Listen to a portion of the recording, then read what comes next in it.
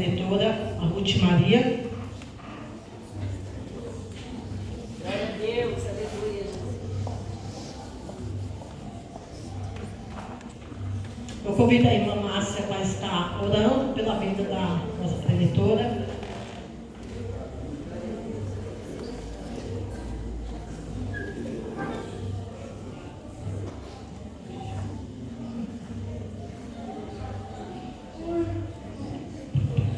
Pai amado, Pai querido, nesta hora, Senhor, nós colocamos diante do Teu altar a mulher de Ruth. Ó Pai, que o Senhor fale através da boca dela aquilo que a Tua igreja precisa ouvir nesta noite, Deus. Nós confiamos no Teu poder, na Tua graça. Recebe a nossa adoração nesta noite, Pai. Eu Te louvo e Te agradeço no nome santo do Senhor Jesus. Amém. Jesus, glória a Deus. Boa noite, irmãos. Graça e paz. Amém. Como é bom estar na presença do Senhor, na casa de Deus, entre tantas irmãs que eu conheço, né? As irmãs Batista de Central, que a gente estava junto há 15 dias atrás, as irmãs da cidade Camel, as irmãs daqui, as irmãs da minha igreja que estão aqui. Então é maravilhoso, um verdadeiro intercâmbio, né? Que tem acontecido nesses aniversários Glória a Deus. da MCM, né? Então eu quero agradecer a Deus, louvar a Deus. Quero também, em nome da União Feminina Missionária Batista da Babel, a qual eu sou a presidente, né, no momento, pela misericórdia e bondade de Deus, eu quero parabenizar a MCM pelos 45 anos. Meu Deus, 45 anos, glórias a Deus. Então eu quero dar parabéns a vocês. E em nome da União Feminina, eu vou também entregar a proposta da União Feminina Missionária Batista do Brasil, a coordenadora, que é a nossa irmã Jodália. É um mimo que a gente está fazendo esse ano todinho a todas as coordenadoras, que nós estamos na reta final, né, irmãos? Que eu saiba, só tem agora sábado que vem na Vila São Paulo, e o outro sábado na Vila Augusta encerra esse ano com esse mimo que a União Feminina Missionária Batista da Babel tem dado a cada coordenadora para elas lerem, compartilhar, e a União Feminina continuar crescendo. E essa é a história, desde o início, que neste ano que vem vai fazer 116 anos. Então eu queria chamar a Jodália para estar recebendo, em nome de toda a União Feminina Missionária Batista da Babel. Estou representando aqui a nossa União Feminina. Deus abençoe.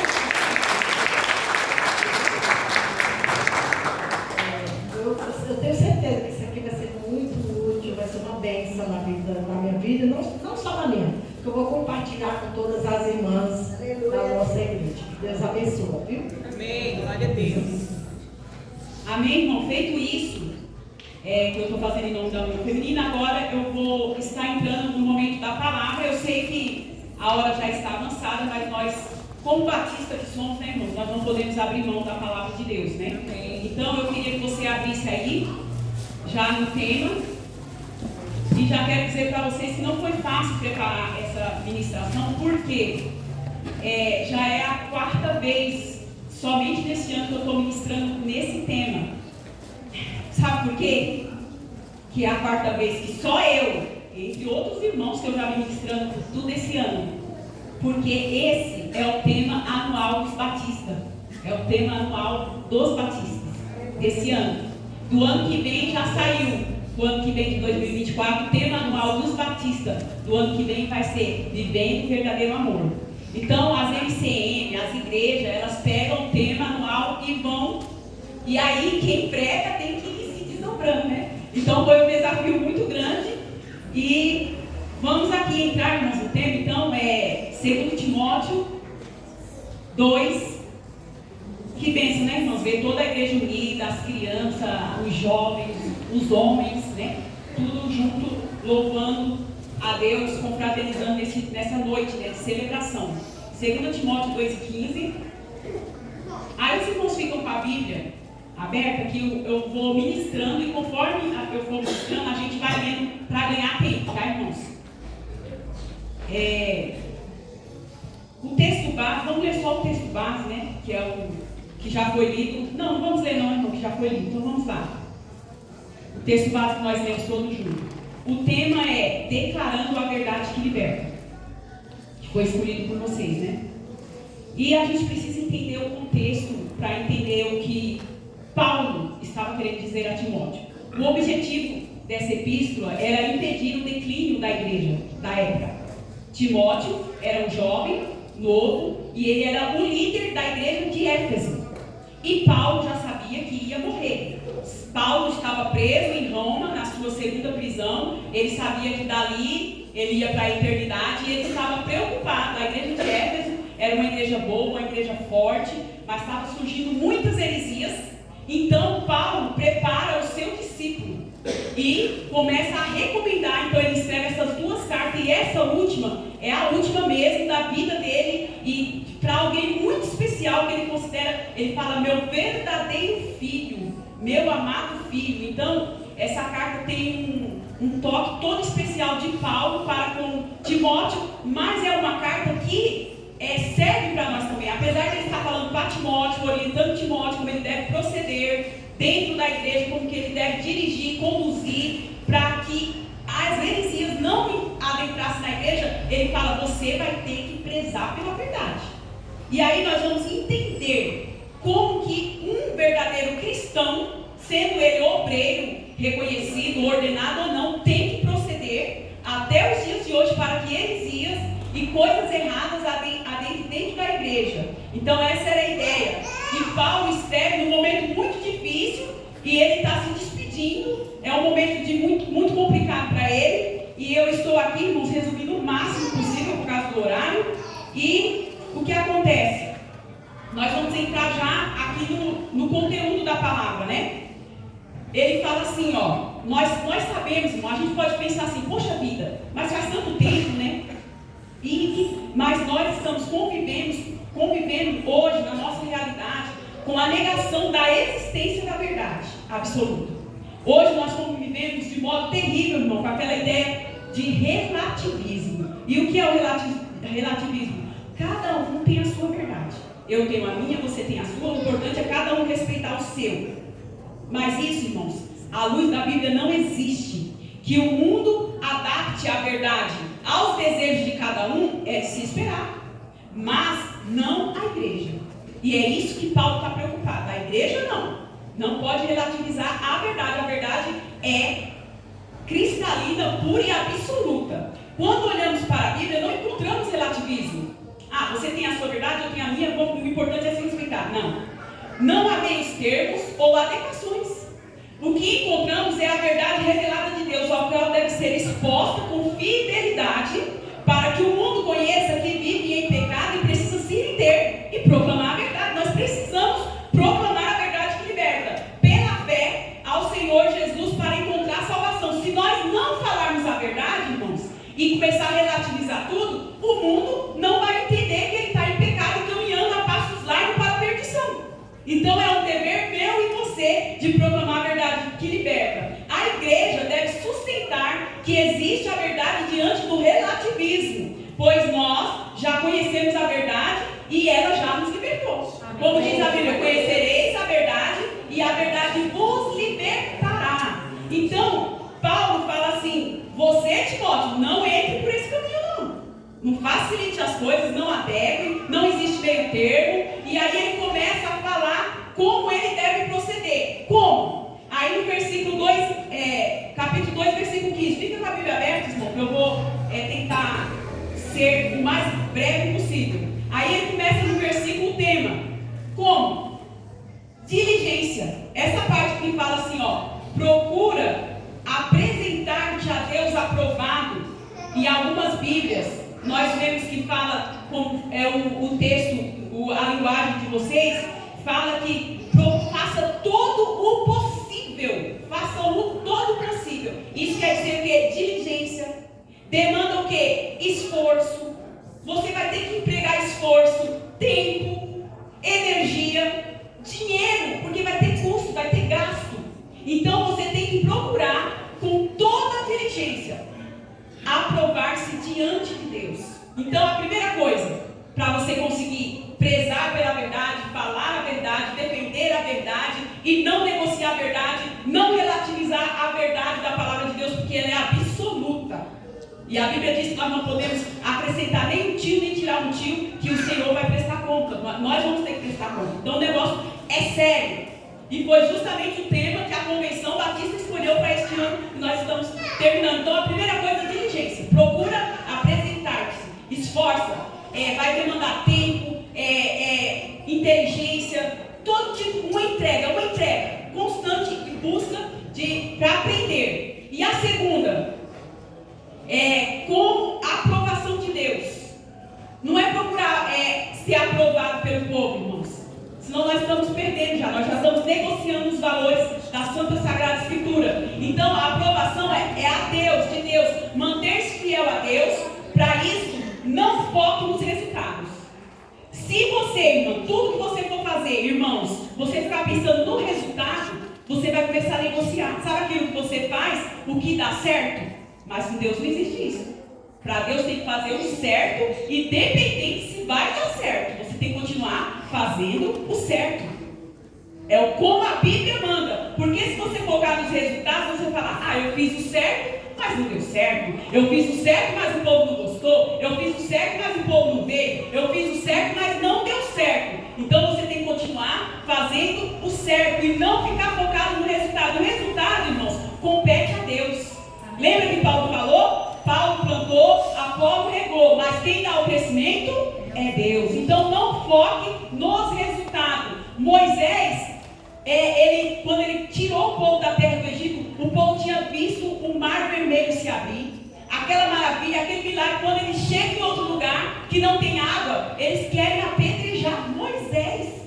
E Moisés fala, meu Deus, o que eu vou fazer? Porque não tinha água para eles beber. Aí Deus fala, Moisés, vai lá, pega uma planta, joga na água. A água foi transformada, tornou água doce, água para beber. Mas o povo queria matar, apedrejar Moisés. Já pensou se Moisés falar, não, eu não vou fazer. O povo vão me bater, vão me matar. Não. E nós vemos também Isaías, que Deus fala assim, você vai pregar, você vai ensinar, mas o povo não vão te ouvir. Continua fiel. E Paulo, o próprio apóstolo Paulo, irmãos, quantas vezes ele sofreu naufrágio, pedradas, ele ficou preso várias vezes, mas ele continuou fiel à palavra. Outra coisa, como um obreiro que não tem motivos para se envergonhar.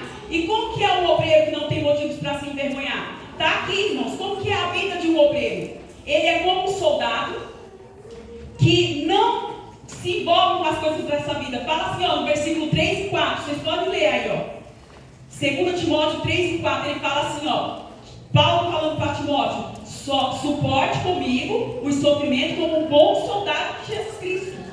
Nenhum soldado que se deixa envolver pelos negócios da vida civil, nenhum soldado se deixa envolver pelos negócios da vida civil, já que deseja agradar aquele que o alistou. Então o foco é o quê? Deus. Quem me alistou foi Deus. Os soldados, irmãos, muitas vezes sofrem grandes privações, retiradas das suas casas e amigos, expostos a frio, calor, tempestade, grande risco, chegam a morrer pelos pais. O ministério não é um lugar de tranquilidade. Então o que Paulo fala? Você tem que procurar ser diligente, procurar a aprovação de Deus como um obreiro.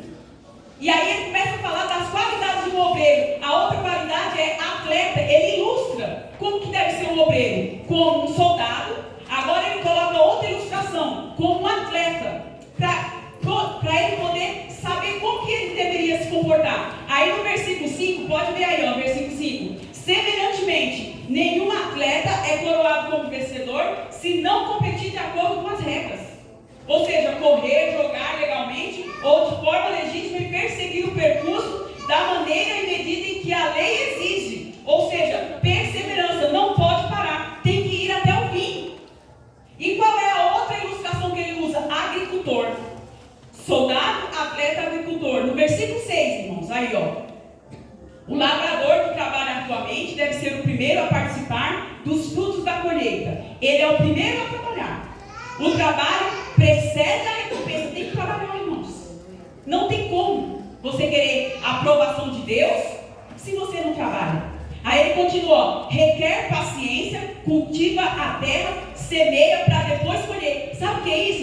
você tem que ter paciência. Não adianta se precipitar, fazer tudo da maneira que você quer, que você acha, não é do meu jeito, não, tem que ser do jeito que a palavra de Deus manda. Fazer o certo, ainda que aparentemente não está dando certo, você tem que ter paciência, permanecer. E a outra coisa, que ensina corretamente a verdade do Evangelho. É a verdade que define a natureza das Escrituras. Tem que ficar focado na verdade. A palavra de Deus é um farol irradiando a luz da verdade. Em meio à escuridão de todo tipo de engano que nós estamos vivendo, até dentro das igrejas, vocês sabem. Por isso, a igreja deve fazer o possível para saber utilizar a verdade de Deus com toda exatidão. Não fazer de maneira... de qualquer forma, e ter discernimento e arriscar, porque se você fizer de qualquer forma, você pode se arriscar a levar ao juízo. Você vai prestar contas diante de Deus. Tiago, ele fala no capítulo 3, ele fala assim, não queira todos vocês ser mestres, porque quem fala mais vai ser cobrado. Então, cuidado com o que você vai falar. 4, evitar falatórios inúteis. Irmãos, esse aqui está no versículo 16. Mas evita os falatórios inúteis, porque produzirão maior iniquidade. E o que é falatórios inúteis, irmãos? Em Mateus, capítulo 12, versículo 16, Jesus diz assim, que nós vamos prestar conta de cada palavra frívola. E o que é palavra frívola? São comentários inúteis, sem propósito. E o contexto que Jesus fala dessas palavras frívolas é o contexto dos dois tipos de coração. O coração bom, do seu bom tesouro, tira coisas boas. E o coração mau, do seu mau tesouro, tira coisas maus. Ou seja, você, quando você fala e tem esse falatório inútil, mundano, profano, está falando que o teu coração está cheio. Então você tem que tomar cuidado com o teu coração. Profano, mundano, pois resulta em quê? Em grande impiedade e perverte a fé, como fez, e ele cita ainda 2 líderes lá da época, Himeneu e Fileto. Esses 2 homens vão ficar com tantos falatórios inúteis, tanta conversa, tanta heresia, tanto blá blá blá, que eles acabaram pervertendo a fé de muitos. E o que eles falaram? Olha aqui o que eles falaram no versículo 18. Esses se desviaram da verdade, dizendo que a ressurreição é já passada, e perverteram a fé que tinha alguns. Ou seja, teve pessoas que chegou a desviar por causa desses falatórios inúteis, que não foi corrigido, tirado do meio. Então, Paulo fala assim, Timóteo, toma cuidado, porque isso já aconteceu. E você tem que tomar cuidado. Ele cita o exemplo desses 2 livros. E em outra parte, Paulo fala até assim, vamos entregar eles a Satanás, para que Deus tome uma providência, para que seja disciplinado. Paulo era muito amoroso, muito cuidadoso. E ele sofria quando alguém da igreja sofria. Paulo sofria quando alguém pecava, quando alguém caía. Mas contra os hereges, Paulo era duro. Foi assim que ele foi com aqueles líderes lá de Gálatas, que estava acrescentando ao Evangelho algumas coisas da lei, falando que para se salvar tinha que também fazer coisas da lei que já tinha passado. Ele era duro. Então, irmãos, nós temos que ser firmes com a verdade. E aí, o que eles falavam? Que a ressurreição já aconteceu, irmãos, e isso é um perigo grave, porque a ressurreição é uma doutrina central do cristianismo. Se tirar a ressurreição, não tem cristianismo. Se tirar a ressurreição, que nós não vamos um dia ressuscitar fisicamente, sabe o que isso quer dizer? Que a nossa fé é vã. Sabe o que isso quer dizer? Que Jesus não ressuscitou, porque o próprio Jesus, ele é a primícia, o primeiro entre os que ressuscitou, e nós seremos os irmãos que também ressuscitaremos. E isso está escrito em 1 Coríntios 15, 52 e 53. Em um momento, em abrir e fechar de olhos, ao som da última trombeta, pois a trombeta soará, os mortos ressuscitarão incorruptíveis, e nós que estamos vivos seremos transformados. Pois é necessário que o que é corruptível se revista de incorruptibilidade, e o que é mortal se revista de imortalidade. Nós vamos ressuscitar fisicamente para estar com Cristo. E em Tessalonicenses 4, 16 e 17, 1 Tessalonicenses 4, 16 e 17 diz assim, ó: porque o mesmo Senhor descerá do céu com alarido, e com voz de arcanjo, com trombeta de Deus, e os que morreram em Cristo ressuscitarão primeiro. Os que já estão mortos com Cristo ressuscitarão primeiro, e nós? Depois nós, os que ficarmos vivos, seremos arrebatados juntamente com eles nas nuvens, e encontrar o Senhor nos ares, e assim estaremos sempre com o Senhor. Haverá um encontro. Então, aquele Himeneu e Fileto, eles começaram com tanta conversa errada, irmãos, e ninguém fez nada, que eles acabaram até dizendo que não existia ressurreição de corpo. Era o gnosticismo que já estava dentro da igreja, que o apóstolo João combateu, todos os profetas combateram, todos os apóstolos combateram, e hoje cabe a mim e a você combater as heresias, porque a doutrina da ressurreição é central. Tirando a ressurreição, não tem evangelho e não tem razão de nós estarmos aqui. A nossa esperança é o céu. E aí ele encerra, nesse mesmo capítulo de 1 Coríntios capítulo 15, ele fala: portanto, já foi lido aqui, portanto, meus amados irmãos, sede firmes e constantes, sempre abundantes na obra do Senhor, sabendo que o vosso trabalho não é bom no Senhor. Por quê, irmãos? A gente não desanima, porque nós sabemos que a nossa esperança está lá. Então, meu irmão, não sei o que você está passando, o que você está enfrentando, mas não foca aqui na terra, não. Não foca aqui neste mundo, não. Você tem que focar na eternidade, porque o nosso Deus já preparou um lugar para mim e para você. E hoje, o que eu tenho que fazer? Declarar a verdade que liberta, proclamar a verdade que liberta, e ter todas essas características que Paulo disse a ele.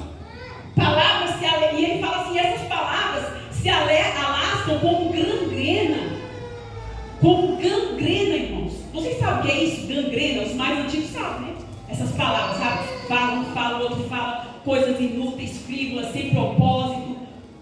Se esquecer que nós vamos prestar conta diante de Deus, o justo juiz. Gangrena, irmão, é uma doença que corrói, é como um câncer. Então nós não podemos deixar, irmãos. Nós não podemos deixar. Nós temos que nos levantar e ouvir o conselho que foi dado a Timóteo. Está sendo dado a mim e a você hoje. Cuidado, vigia. Então, seja diligente. Procura a aprovação de Deus. Cuidado. Cuidado, meu irmão, com essa preocupação de ser aceito, de ser elogiado, de ser aplaudido. Todo mundo gostou. Eu vou continuar. Faça o que é certo. É a ordem de Deus. E como? Como um obreiro. Como é um obreiro? Como um soldado que não fica se embaraçando com as coisas dessa vida. Irmãos, vocês veem como as pessoas hoje não têm foco? Vocês veem como as pessoas titubeam? Elas falam assim: eu vou fazer, eu estou aqui, eis-me aqui. Vem convite para o shopping. Eu estou indo para o shopping. Que soldado é esse, irmãos? Está querendo agradar quem? A si mesmo? Não é, irmãos, não é assim que Deus chamou. Tem que ser como um atleta. Vocês já pensaram, já viram documentário de atletas? E eles correm para uma coroa combatível. Vocês já viram o documentário dos atletas de alto nível? Esse pessoal que ganha Olimpíadas, medalha de prata, de bronze, de ouro? Eles deixam de viver a vida para fazer aquilo que eles vão um dia ter, ser aplaudido, ser elogiado, conquistar o mais alto lá, o pódio, o lugar mais alto, para um dia morrer e morrer junto com tudo, vai embora. Nós não. Nós vamos ter a glória eterna. E nós estamos titubeando. Irmãos, olhem os cultos de oração da igreja de vocês. Tem muita gente? Tem. Por quê, irmãos? Será que nós estamos sendo igual Paulo deu o conselho aqui? O povo não está nem aí. Agora põe uma festa. Põe uma festa. Se tiver comes e bebes, principalmente, né, irmãos? Irmãos, eu estou sendo honesta. Deus me chamou para falar a verdade. Eu não estou preocupada se no ano que vem vocês vão me convidar, no próximo vocês vão... Eu tenho que falar a verdade. Aleluia. A igreja está perecendo. Aleluia. Porque não estão sendo como obreiros, soldados, atletas, que fazem o possível e o impossível na dependência do Senhor. E o agricultor? Que ele tem que ficar dias ali arando a terra, voando, tomando sol, chuva e ainda ter paciência. Glória a Deus. Que é uma coisa que ninguém tem hoje em dia. É tudo para ontem. É tudo para ontem. É todo mundo imediatista. Como Irmãos, vamos voltar a viver o verdadeiro evangelho, a ser como Paulo recomendou a Timóteo. Ele falou: Timóteo, se você não ser assim, essa igreja tão abençoada de Éfeso, a qual você é líder, vai perecer, vai decair, vai debandar. Então, meus irmãos, vamos estar vigilantes. Seja como Paulo falou, que ensina corretamente a verdade do evangelho, que evita falatórios inúteis. Cuidado com o que você está falando e com o que você está ouvindo. Mas isso não é só você prestar atenção na boca. Presta atenção no seu coração. Porque a boca fala do que o coração está cheio. Não adianta querer fazer bonito na frente da igreja, na frente da irmã e do irmão, mas o seu coração está cheio de ódio, de ira, de rancor, de maldade, de falsidade, porque uma hora vai sair para fora. Não adianta querer falar bonito e não prezar pela verdade do evangelho. Não adianta. Então, meus irmãos, eu vou concluir dizendo a vocês: a tendência é piorar. Amém? Amém. Porque estamos caminhando para o... Mas nós não teremos fim. Nós é lá na glória. Mas o mundo quer entrar na igreja.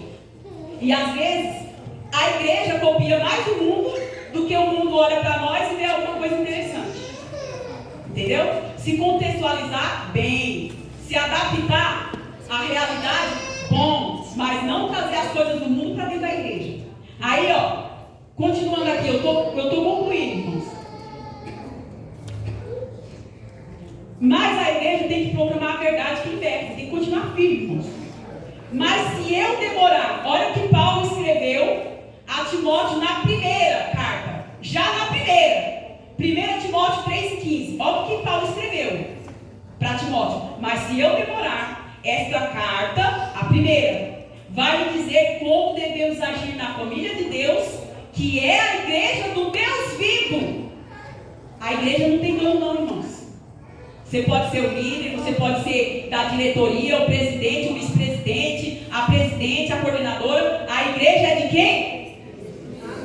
É do Deus vivo. A qual é o quê? Coluna e alicerce da verdade. Irmãos, como eu amo pregar nas igrejas, o pessoal faz isso. Ainda agora à tarde eu estava pregando em outra igreja e estavam fazendo isso, foi uma maravilha. Me ajudou demais. O tempo rende, né? Então, irmãos, a igreja é a coluna e a alicerce da verdade. A irmã que estava dirigindo aqui, a mocinha que estava dirigindo, ela falou bem nesse texto aqui, e eu vou concluir com ele. A igreja é coluna e alicerce da verdade. Coluna, irmãos, ela é a coluna da verdade.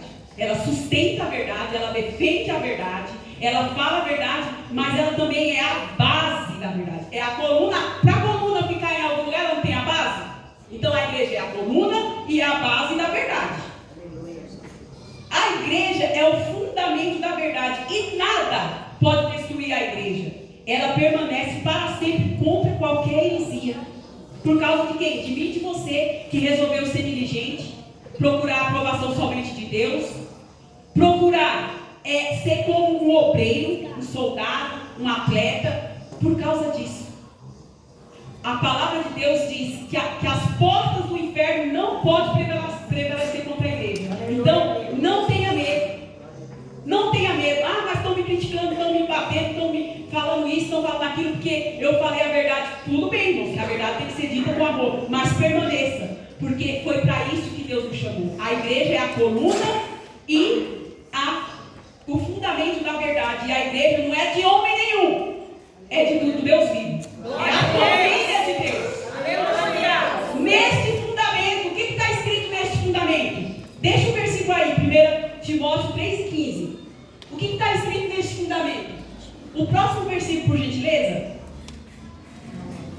Não há dúvida de que é grande o ministério da verdade. Deus foi manifestado justificado em espírito, visto pelos anjos, pregado em nações, criado no mundo, recebido na glória. Amém. Irmãos, é o versículo 19, 2 Timóteo 2,19. Neste fundamento, está escrito duas coisas. Me desculpe, eu errei o versículo. É 2 Timóteo 2,19, que é o mesmo sentido. O que está escrito? Tem duas coisas escritas nesse. Eu vou concluir a mensagem. Tem duas coisas escritas, que é Deus conhece os que são seus. Ó, tem uma coisa, a primeira coisa que está escrito nesse fundamento é como se fosse um selo com dois lados. Um lado é de Deus.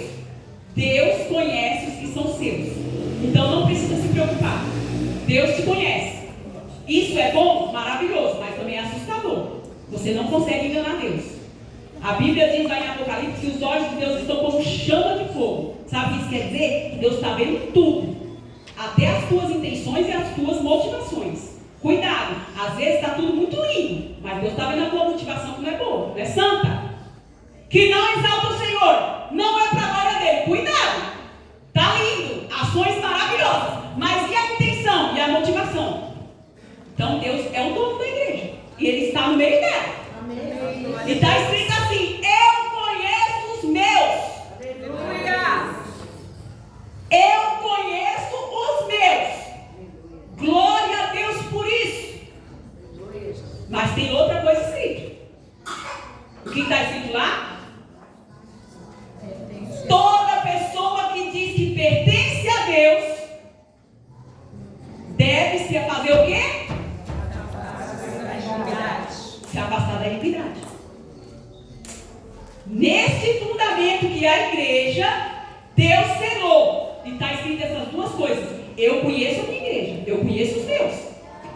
E os meus que elevam o meu nome, proclamam o meu nome e que têm o dever de preservar a verdade, falar a verdade, andar na verdade e trazer a verdade, haja o que houver, tem que se afastar da iniquidade, tem que se afastar do pecado. Então, meu irmão, olha aí para você, eu vou concluir.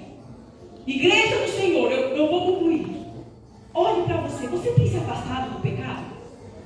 Você tem se afastado do engano, da mentira, do relativismo? Eu penso assim, eu acho assim. Quando eu era solteiro, eu conversava muito com um rapaz, ele dizia assim: eu não concordo, eu falo, mas está na Bíblia. Não, mas eu não concordo, eu acho que é assim. Não interessa, irmão, para o cristão, não interessa se ele concorda, se discorda. Se está na Bíblia, é a verdade, acabou. Então, meus irmãos, feche os seus olhos agora, feche os seus olhos. A igreja é a família de Deus, a igreja do Deus vivo. E o Senhor conhece os que são seus. Não adianta disfarçar. Deus conhece os que são seus. E os que são seus devem se afastar da iniquidade. Por onde você está andando? O que você está dizendo? O que você está ouvindo? Deus está lá. Amém? Amém. Ainda com olhos fechados, vamos orar. Ó Deus, em nome de Jesus Cristo, nós estamos aqui e quero te louvar, Senhor, por esta palavra poderosa que o Senhor enviou para os nossos corações. Muito obrigado, Senhor, porque Tu nos conheces, Tu nos sonda. Antes que haja palavra na nossa boca, Tu tudo vês, Senhor. E Tu dizes, Pai, que todas as coisas estão nuas e patentes diante de Ti, e nós vamos prestar conta diante do Senhor. Então nos ajude, Senhor. Nos ajude, limpa o nosso coração, limpa as nossas intenções, limpa as nossas motivações e até as nossas afeições, os nossos desejos, que seja o maior desejo de Te louvar, de Te bendizer e fazer tudo para a glória do Teu nome, Senhor, sem se importar com o que estão dizendo, o que estão falando, e focar no Senhor, porque Tu conheces, Senhor, e o nosso dever é nos afastar do pecado, da iniquidade e preservar essa verdade, falar essa verdade, proclamar essa verdade, porque essa verdade já nos libertou, e aqueles que são libertos por Ti, Senhor, tem que proclamar essa verdade. Em nome de Jesus eu oro, Te agradecendo, Te louvando, pedindo perdão, Senhor, porque muitas das vezes nós nos acovardamos, Pai, nos perdoa, Senhor, porque muitas das vezes, Senhor, nós tememos o homem, nós queremos fazer bonito para as pessoas, muitas das vezes nós colocamos máscara, mas nessa noite, Pai, nós nos arrependemos, confessamos os nossos pecados e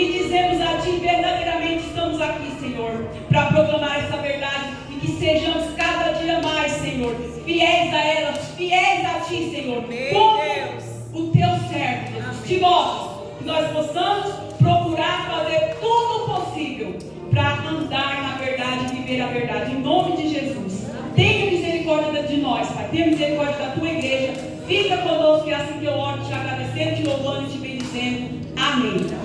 Amém. Deus abençoe os irmãos.